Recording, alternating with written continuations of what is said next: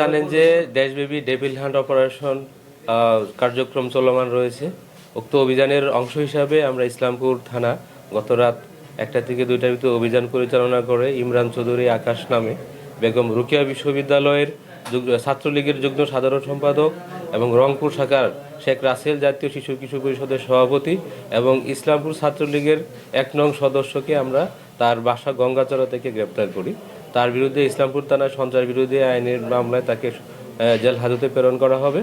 আর আমরা ইতিমধ্যে জেনেছি যে সে রংপুর ইউনিভার্সিটিতে বেগম রোকেয়া বিশ্ববিদ্যালয়ে পড়াকালীন সময়ে সে ছাত্রদের সাথে বৈষম্যবিরোধী ছাত্রদের সাথে বিভিন্ন সময়ে তাদের ধাওয়া পাল্টা দেওয়ার ঘটনা ঘটেছে এবং ওখানকার বিশ্ববিদ্যালয়ের টিচারদের সাথেও তার ধাওয়া পাল্টা দেওয়ার ঘটনা আছে, যার কারণে তাকে ওখানে বহিষ্কৃত করা হয়েছে এবং ওখানেও তার সাইবার ক্রাইম সহ অন্যান্য মামলা চলমান আছে আমরা জানতে পেরেছি।